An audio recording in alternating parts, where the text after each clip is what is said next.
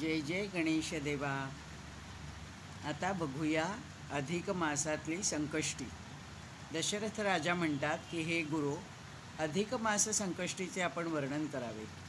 वसिष्ठ गुरु सांगतात की आंध्र प्रदेशामध्ये धर्मदत्त नावाचा धर्मपरायण राजा होता. खूप यज्ञयाग करीत असे. प्रजेपासून षष्ठांश कर घ्यायचा. एकदा अकस्मात त्याला जलोदराची व्याधी जडली.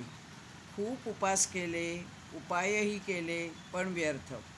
महादान दिले, तुलादान केले, तीर्थयात्रा केल्या, विधियुक्त देवतांचे आराधन केले, सर्व काही केले, परंतु रोग मात्र वर्जित झाला नाही.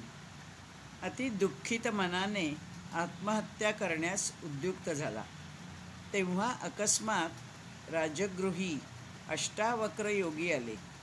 विषप्राशनाचा बेत सांप्रत दूर ठेवून अष्टावक्रांचा विधियुक्त सन्मान केला.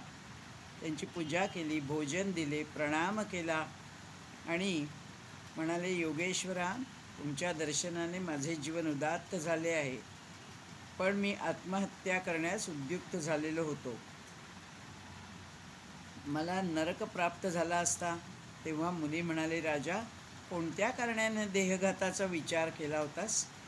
मी तुझा वृत्तांत जाणतो. तू निश्चित बरा होशील. अरे, तू व प्रजाजन चतुर्थीचे व्रत विसरलात, त्यामुळे त्या पापाचे फळ तुला भोगावे लागले. तरी राज्यात हे व्रत सुरू कर. तेव्हा धर्मदत्त राजा म्हणाला, हे गुरु, पूर्वपुण्याईने तुमच्याकडून मला हे व्रत समजले. आता दयानिधे गणेशाचे उदात्त स्वरूप मला कथन करावे. अष्टावक्र म्हणतात, राजा, गणेश सर्व सिद्धिप्रद आहे. त्याचे मस्तक ब्रह्म, तर देह सगुण आणि योगरूप आहे. गजानन, तो तर स्वानंदवासी प्रभू आहे. पंचधा चित्तवृत्ती आहेत. तो चित्तचालक आहे. चिंतामणी नावाने प्रसिद्ध आहे.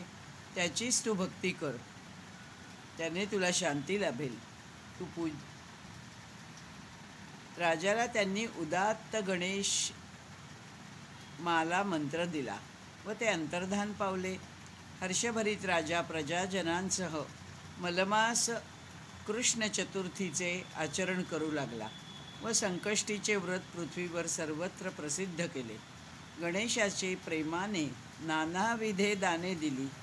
राज्यावर पुत्राला बसवून ध्यानमार्ग अवलंबिला. अंती तो ब्रह्मभूत झाला. दुसरी कथा अशी की गांधार देशात एक पापी क्षत्रिय होता. वेश्यागमन करत असे, चौर्यही करत असे. एकदा मलमासामध्ये तो पर्वत गुहेत जाऊन लपून बसला. त्याला एक पांथस्थ दिसला. तेव्हा शस्त्र घेऊन त्याच्या मागे धावू लागला. तेव्हा मार्गात अडखळून पडला आणि त्या पांथस्थाने क्रोधाने त्याच्या मस्तकावर एक पाषाण हाणिला. क्षत्रियाचे मस्तक फुटले. व्याकुळ झालेला तो बेशुद्ध झाला. चंद्रोदयाला त्याला किंचित जाग आली. थोडेसे पायसपान केले, परंतु पंचमीला मात्र मरण पावला. नकळत चतुर्थीचा उपास घडला आणि मुक्त झाला. अशा या मलमास चतुर्थीचा पुनीत महिमा जो वाचेल, इतरांना सांगेल, ऐकेल, आचरेल, त्याला इष्टलाभ होतील. जय जय गणेश देवा. धन्यवाद.